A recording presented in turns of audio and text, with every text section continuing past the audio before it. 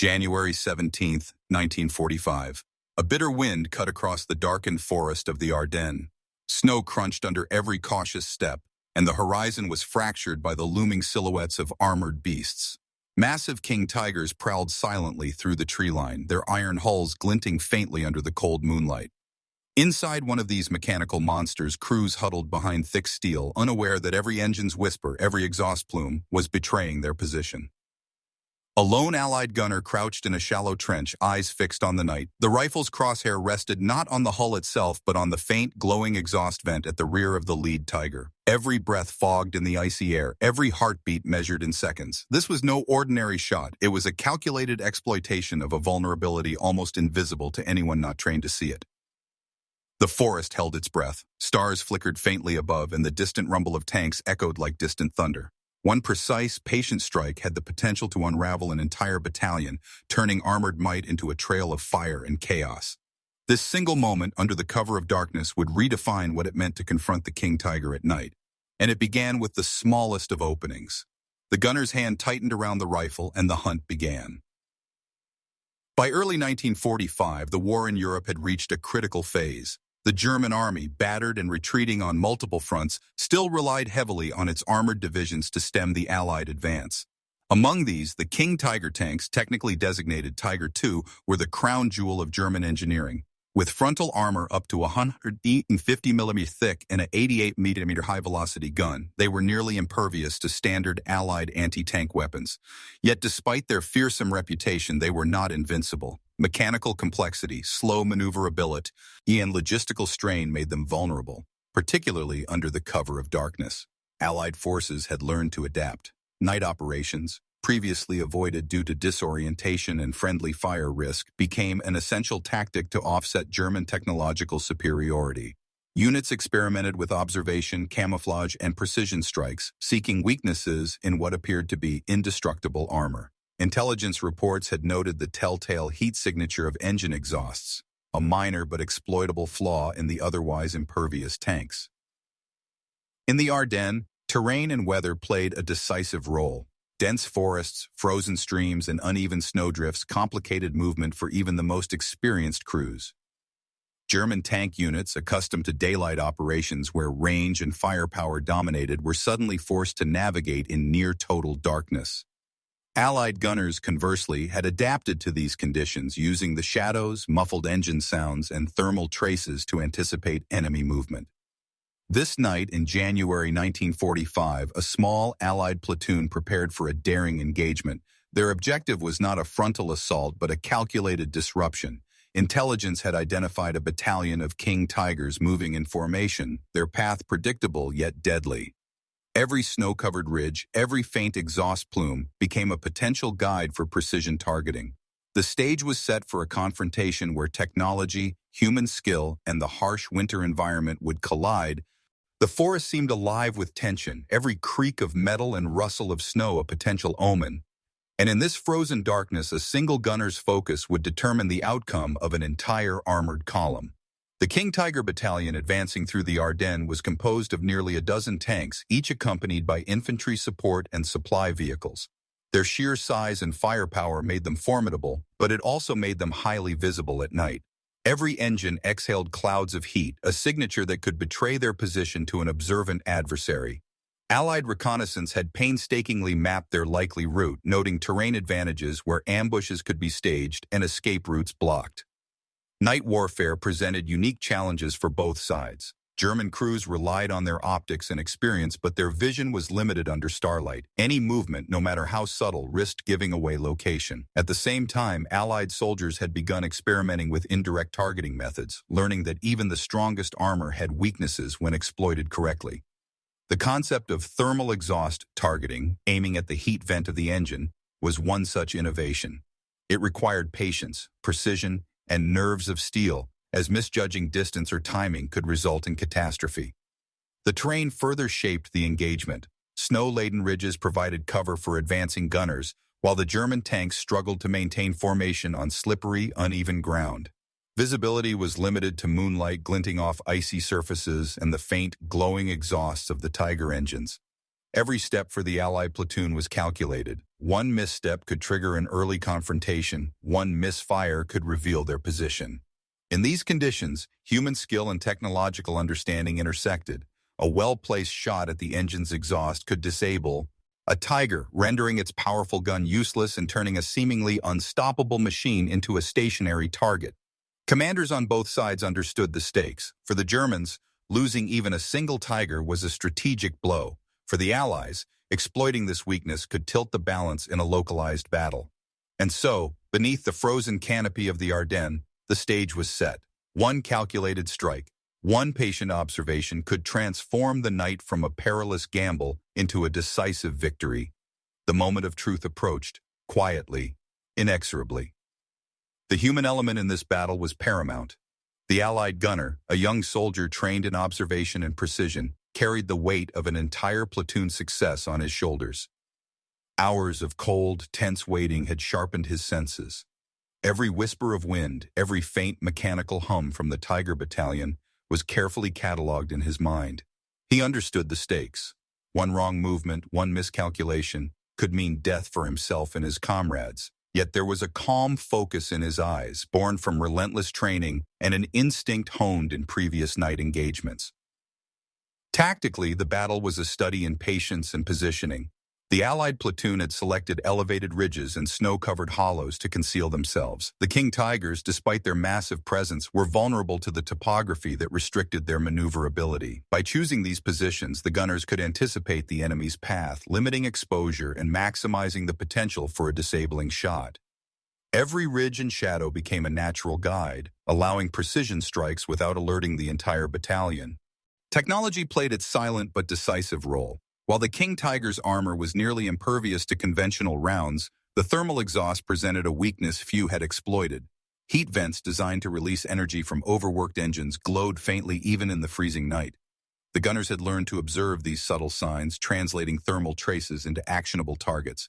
The very machinery that made the Tigers formidable now provided a hidden vulnerability, one that only acute observation and steady hands could exploit. The interplay of human skill, terrain, and technology set the stage for a confrontation unlike any typical armored clash. The night demanded ingenuity, patience, and courage, highlighting that even in the age of mechanized war, human perception and tactical insight could dictate the outcome of a battle. From a technological perspective, the King Tiger was a masterpiece of engineering. Its thick, sloped armor and powerful 88mm gun made frontal assaults nearly suicidal. Yet, its complexity was also its weakness. Engines ran hot, and the exhaust ports emitted a steady thermal signature. Allied forces had begun to exploit this subtle vulnerability, using it as a marker to aim at the tank's most critical but exposed system. Precision targeting of these points required intimate knowledge of the vehicle's layout and an understanding of how heat dissipated in cold night air. One well-placed strike could immobilize the tank, turning a juggernaut into a static, vulnerable target. Leadership decisions further shaped the engagement. The German officers, confident in the Tiger's reputation, pushed forward under the assumption of invincibility. Meanwhile, Allied commanders relied on careful observation and strategic patience, instructing gunners to remain hidden, track every movement, and strike only when success was nearly certain. Command choice. On both sides amplified the stakes. Overconfidence versus calculated restraint, aggressive advance versus precise ambush. From the enemy perspective, the advancing Tigers were unaware of the imminent threat. Crews trusted their armor, unaware that the very exhaust meant to sustain mobility now betrayed their location. Morale, conditioned by prior victories and the intimidating reputation of the Tiger, left little room for anticipation of this novel method of attack. As they moved through the Ardennes, the forested ridges hid more than shadows. They concealed a calculated, patient threat that would soon exploit the enemy's blind spot. In this convergence of human skill, technology, and command judgment, the stage was perfectly set. Every variable, from heat emissions to terrain and split-second decisions, would converge in a single decisive moment where the balance between life and destruction teetered on a knife's edge. The moment arrived just past midnight. The forest was silent except for the muffled crunch of snow beneath Tiger tracks. The lead tank's exhaust vent glowed faintly, a pulsing ember in the darkness. The Allied gunner, heart steady despite the cold, lined up his shot. Every movement was measured, every breath synchronized with the subtle rhythm of the battlefield. The other gunners in the platoon held position, waiting for the first strike to signal their coordinated attack. At precisely 0017, the round was fired. It struck the exhaust vent of the lead King Tiger, puncturing the protective shielding and igniting the engine. Flames licked the snow around. The tank and the roar of the motor stuttered into silence. The battalion's formation faltered instantly. Tanks that had appeared unstoppable now became obstacles in their own path, their massive frames blocking the trail and creating chaos within the column. The German crews scrambled, attempting to regroup and respond, but visibility was near zero. The once dominant armor now became a liability. Overlapping fields of fire were disrupted, and communication broke down under the stress of sudden destruction. The Allied platoon, exploiting every shadow, targeted the 2nd and 3rd Tiger's exhaust with surgical precision. Each hit sparked panic, immobilizing key vehicles and forcing the German officers into hasty, ineffective decisions. In a matter of minutes, what had been a disciplined, armored advance transformed into confusion. Snow-streaked trails glimmered with burning fuel and twisted metal. The human mind and tactical foresight had turned the mechanical might of the King Tiger into a fragile, fallible column. The decisive first strike at the exhaust vent had reshaped the entire battlefield, leaving the battalion vulnerable to a calculated, relentless night assault. The chaos spread rapidly through the Tiger battalion. Tanks jammed against one another, engines smoldering, their massive guns unable to traverse fast enough to respond to the sudden, precise threat. Allied gunners advanced carefully along pre-selected ridges, exploiting every pause and misstep. Each shot was deliberate, aimed at the thermal exhaust vents that now glowed like lanterns in the frozen darkness. The lead Tiger, immobilized and burning, became a grim signal to the rest of the battalion. German crews attempted countermeasures, maneuvering into cover, returning fire, but the forest restricted movement and the Allies' patient observation ensured every vulnerable engine was spotted. Commander Shu Ted orders that went largely unheard amid the night's confusion. The battalion's cohesion crumbled, and what had been an unstoppable column was now a fragmented collection of isolated vehicles. Within 20 minutes, 4 King Tigers were disabled. The psychological impact was immediate. Morale, once a bulwark of confidence, shattered as crews realized that a single well-placed shot could neutralize the most feared tanks of the German arsenal. The Allies pressed the advantage cautiously but relentlessly, striking at every visible thermal exhaust while maintaining concealment. By the end of the hour, the battalion was effectively neutralized, its advance halted, and the forest littered with smoldering wrecks. In that frozen Ardennes night, the battlefield had been irrevocably altered. One gunner's understanding of a subtle weakness had cascaded into the collapse of an elite armored force. The decisive exploitation of thermal exhaust transformed what seemed like mechanical invincibility into vulnerability, proving that even the most formidable weapon could be undone by human observation, precision, and patience. By dawn, the frozen Ardennes forest bore the evidence of a battle quietly won. 4 King Tigers lay disabled, engines blackened and hoods twisted from internal damage. The surrounding snow was stained with tracks of retreating infantry and the smoldering residue of fuel and burned steel. Allied reports estimated that a single platoon, using observation and precision fire, had effectively neutralized nearly half of the battalion without engaging in a frontal assault.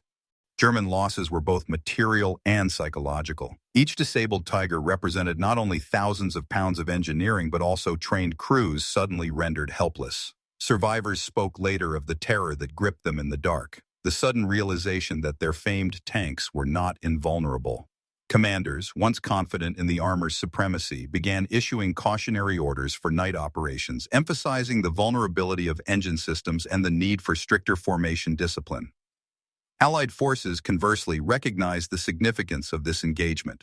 Tactical manuals were updated to include thermal exhaust targeting as a validated technique. Gunners who had once relied on brute force now understood the value of patience and observation. The battle demonstrated that knowledge and precision could compensate for numerical or technological disadvantages, reinforcing a broader strategic approach in armored warfare. The forest, silent now except for the distant groan of damaged tracks, held the quiet aftermath of an operation that had reshaped expectations. One gunner's skill had converted a night fraught with danger into a decisive tactical advantage, leaving both sides to reassess what was possible in the interplay between human ingenuity and mechanical might. The impact of the engagement extended beyond the immediate battlefield. German armored commanders adjusted their tactics in response, recognizing that night operations carried new risks. Patrols were now ordered to monitor exhaust emissions, crews were instructed to minimize engine idling, and tank columns altered spacing to reduce vulnerability. Yet despite these precautions, the psychological shock endured.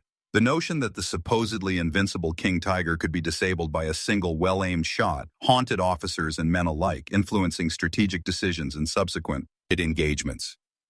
For the Allies, the success reinforced the importance of adaptive tactics. Infantry and small unit gunners embraced stealth, observation, and technological insight as tools as critical as firepower.